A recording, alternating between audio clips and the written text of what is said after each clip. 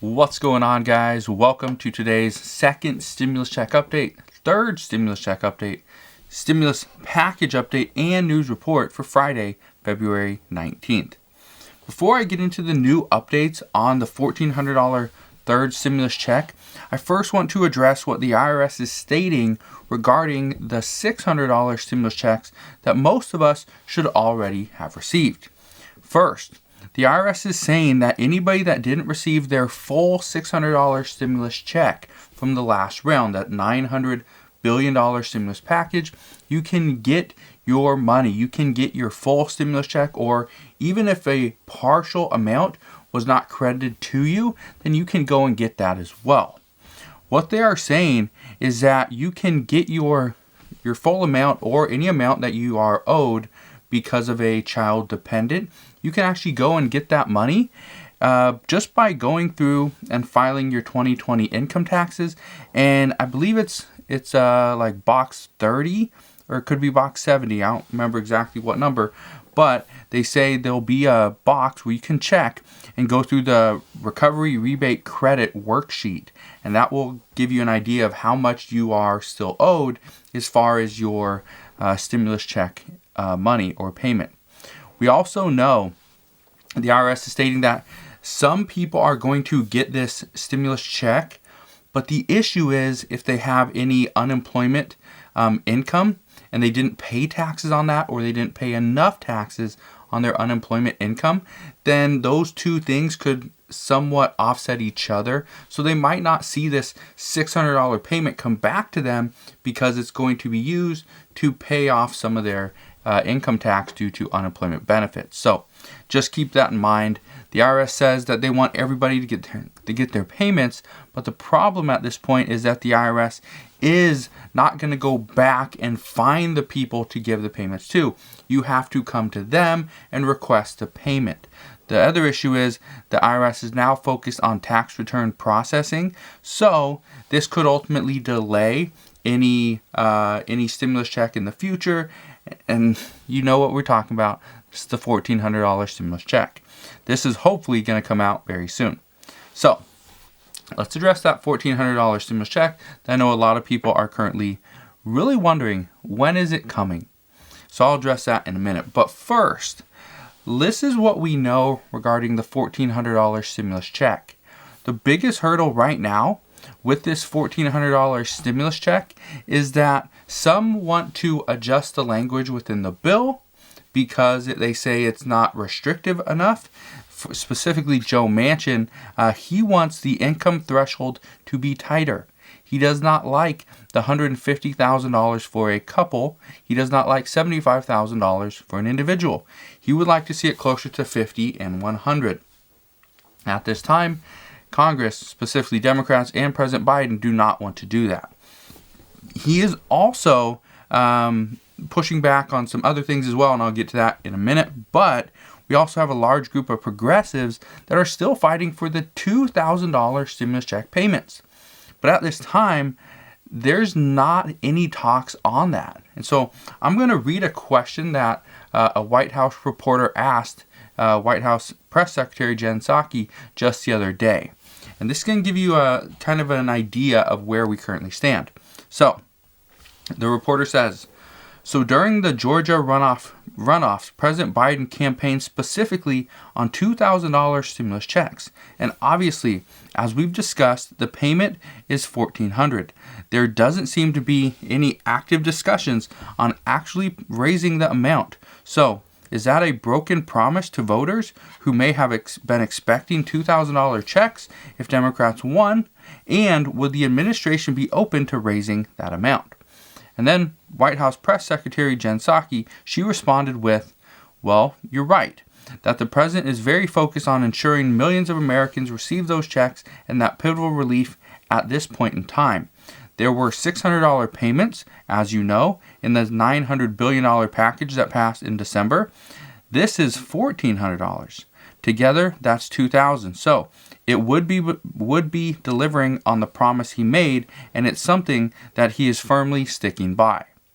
So in other words, it doesn't matter if former President Donald Trump and the former administration passed the $600 stimulus checks.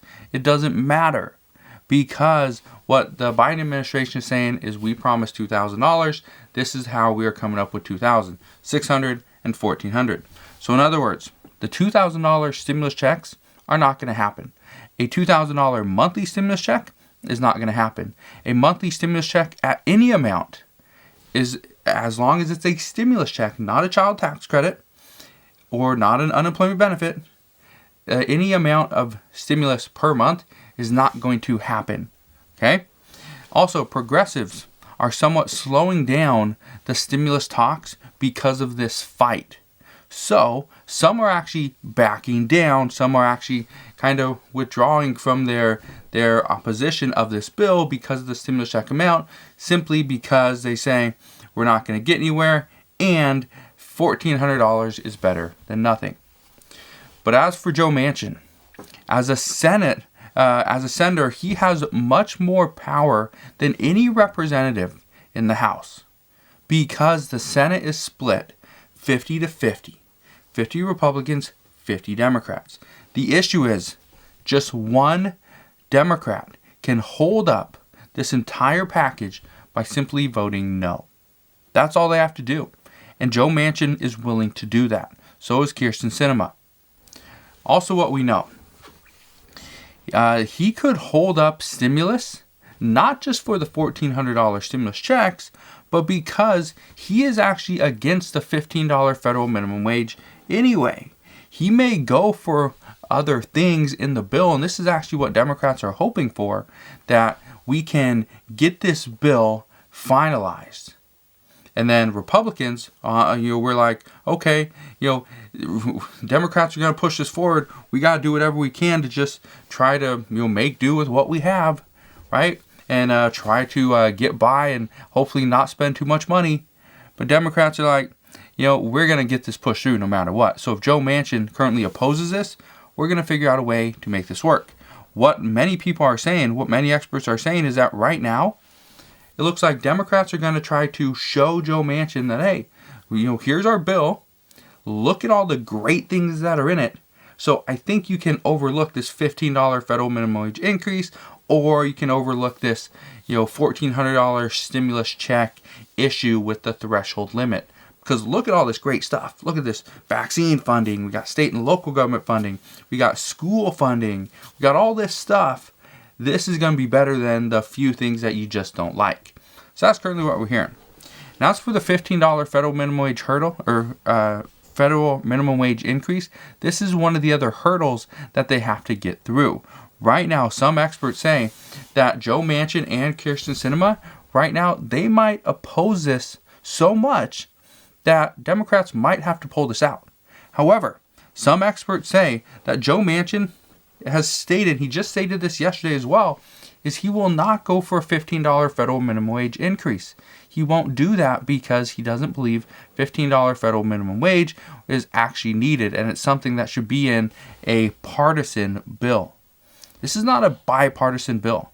So even though, President Biden has said he has bipartisan support, he has bipartisan support from governors, from mayors. Yes, they may be a Republican mayor, a Republican governor, but if you were to give somebody, their share of a $350 billion fund, I think you'd get somebody's support. You'd have to be a pretty bad person to not get my support if you're going to give me like $20 billion. I think I'd like you a lot. You'd have bipartisan support all around. And I think you guys would agree with that as well. But some experts are currently saying that because of Joe Manchin not agreeing to the $15 federal minimum wage, he has stated that he would agree that a $11 per hour wage is fair. That he thinks that is a very fair wage. And some would say it's not. Others would say they'd be more than happy to get $11 per hour. So what some experts are saying is that Democrats should just come back to the table, adjust the $15 federal minimum wage down to $11. Just for the sake of this bill. Get this bill passed with at least some of the federal minimum wage increase locked in. And they can even speed this up. They can go maybe have this done over the next year So, which would mean initially it would go from $7.25 up to $11 per hour, or up to $9.50, excuse me. $11.25 is what they make in minimum wage right now. It would jump up immediately to $9.50 per hour. And then after that, after 1 year, it'd jump all the way up to $11. So within 1 year, we'd go from $7.25 to $11. That could be big. It's going to hurt many businesses, but it's also one of those things that should help out many people to lift them out of poverty. So there's both a good and a bad behind this, depending on which side you currently stand on.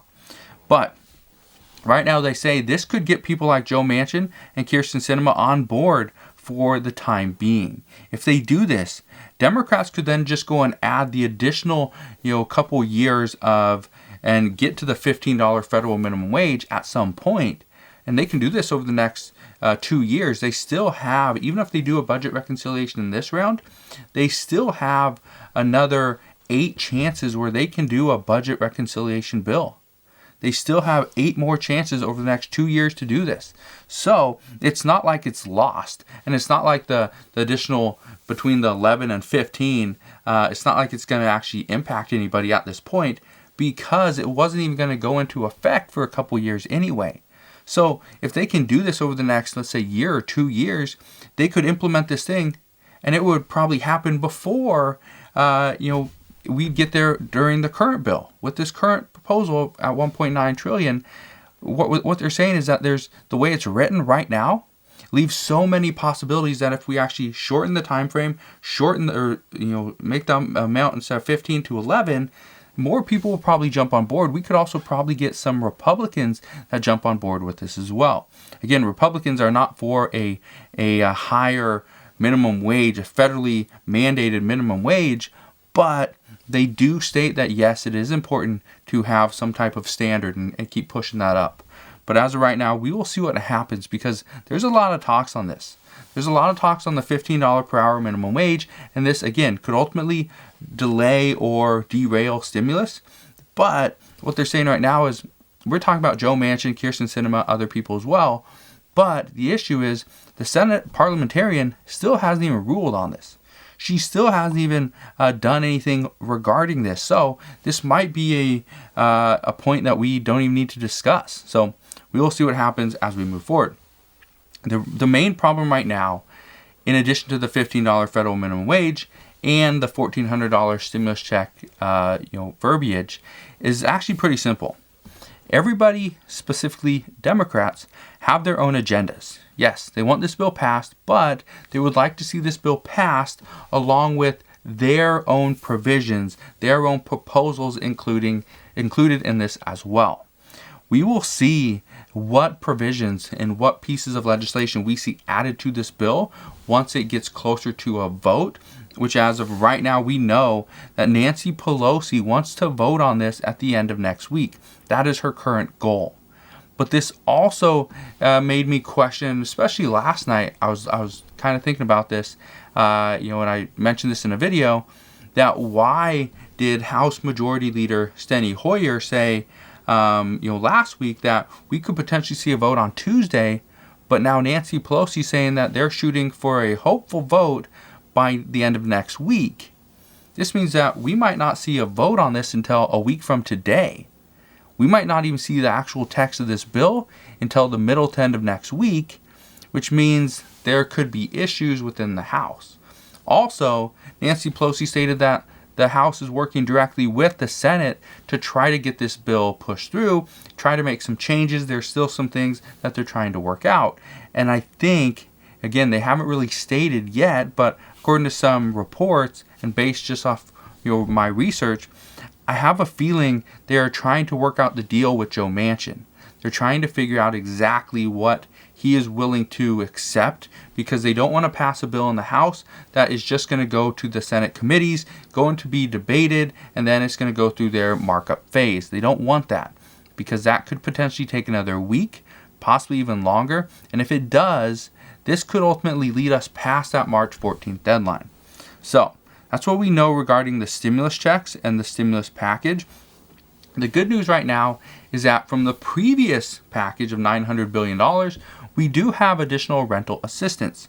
So we are seeing that cities, counties, and states are now starting to offer their rental assistance programs, and you can start to apply.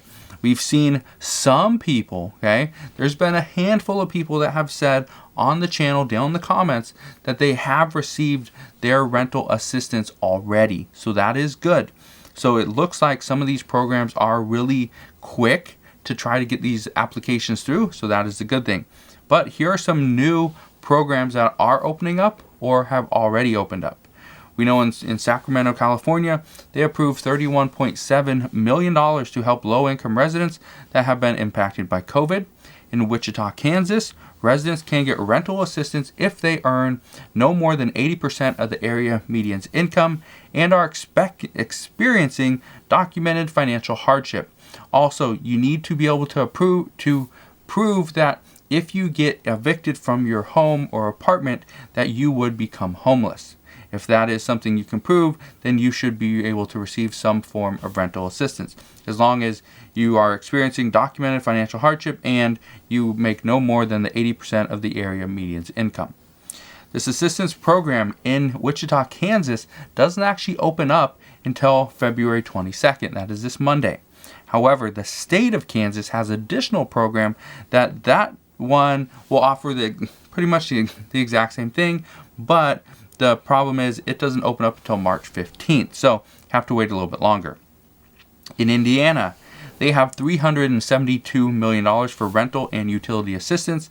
The state doesn't have many specifics on the programs at this point or when they're going to open up, but they say that to just be on the lookout because the money will run out quickly. They do state that if any resident is getting assistance from an additional program, whether it's through the city, the county, obviously the state, they're still waiting on that. But if it's through a city or county, then they won't be eligible for this assistance. However, one expert does say that if you get assistance from a private group, assistance from a private group, this could be a church or a nonprofit, then you can still get assistance through the city, the county, or the state. But do not try to get assistance from the city and the county or the county and the state, because that just won't work. You can only get one. And in Montana, they have up to $200 million for rental assistance and utility assistance. They are currently saying that this should help out roughly 8,000 households. And this, if you want this help, go to the Montana Housing Authority website. What we do know with Montana, though, here's the issue.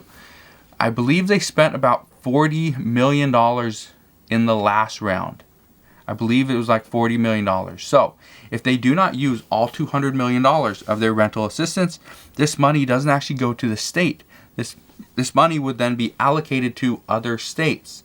So whatever they use, there is a timeline. And I don't know the exact timeline that they have to use this, but if they don't use it within the timeline, then they will actually have to give the money back to the government, and the government will then go and distribute it to the states that need additional funding. So for those of you in Montana, you do have a timeline. You need to go and get your assistance very soon.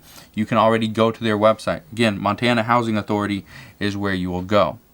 And in COVID news, and I'll get to more rental assistance programs as they become more readily available. Right now, they're still in talks, still in works. Some are still trying to get this approved through the state.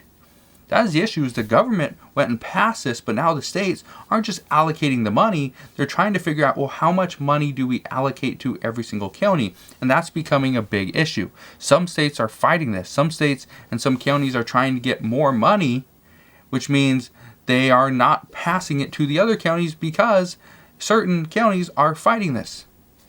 So it's becoming a bigger issue than what it really should be. And this is one of the issues that I kind of brought up about a month ago, maybe a little bit longer than that, when we knew this bill was going to pass, was that if they put this burden on the states are going to make it a bigger issue, and it's ultimately going to delay the amount of relief going to their residents. And that's essentially what we're seeing. So let's get into the COVID news for today. Right now, and this is big news, studies show that Pfizer's and Moderna's vaccine doesn't necessarily need both doses to work. They say that with one dose of either vaccine, it is about 92% effective in preventing COVID. That's big. That is really big, especially when a lot of people are worried that, okay, I'm getting the vaccine, but I don't know if I can drive another 1,000 miles back to the distribution site to actually get the second one in a timely manner. Well, this report is pretty much saying that, or this study is saying that even if you can't get the second dose for whatever reason, you should still be protected, from COVID, or at least in some sort, about 92% effective. But they do say it still is a wise idea to get both doses, not just one. And I understand a lot of people are worried because the second dose is the one that sees the majority of the symptoms, but they say 2 doses is always going to be much better than just one. They also state, and this is another big thing, especially right now, they also state that these doses can be stored in normal freezers and don't need the deep freeze storage anymore. And that is very big because of this one reason. Distribution sites, wherever they're at, right? Some of them are only picked because they have access to a deep freezer. That is the only reason. But if a normal freezer is adequate, then we can start opening up these sites all across the country because we do not need the deep freezer. We can have just a normal freezer. And if that's the case, it's going to make it where it's easier for people to get this vaccine. We do not need huge vaccination sites. We can have smaller sites throughout more cities because now it's more readily available because we don't have to worry about the deep freezer. But again, this is a newer study. The reports came out earlier today. I just wanted to bring this up, mention this to you so that this also means, according to the reports, and again, this is also new news, but according to the reports, there's already cities looking into adding additional vaccination sites simply because of this news, because of only needing a regular freezer and not a deep freezer. This is big. So that's what we know right now regarding the stimulus package. The first stimulus check, the $600. If you have questions on that, you haven't received your check for whatever reason, you can always ask your questions down in the comment section below, and I'll try to help you out there as well. That's what we know regarding the $1,400 stimulus checks. We do know they are coming. They won't be any larger. They won't be any smaller. They will be $1,400 because President Biden promised $2,000. So that is what we know in regards to that. As far as rental assistance, as we know more in regards to where you can get it, how much you're going to get, and what cities, counties, and states are offering that, I promise I'll come back and provide you that update as well. As far as COVID news, we're getting a lot of new reports because there's a lot more studies coming out. More people are getting vaccinated. More people are having some symptoms. A lot of it's not very intense symptoms, but some people do feel sick, sluggish, a little slow for the next 24 hours after the second dose. But that's what experts say is just part of this vaccine. It's just, knowing that it's working. And also, just to point out, because I know a couple people have asked just recently, if you do not have any symptoms after the second dose, does that mean my vaccine isn't working? And the answer is no. Experts say it will continue to work, just some people have a different reaction to this the shot than others. So again, that's what we know right now regarding all those things. But if you have any questions, please ask your questions down in the comment section below. Just want to thank you guys for watching. As always, consider subscribing and also share this video with your friends and family on Facebook so they too can stay updated as well. And I'll see you guys on the next one.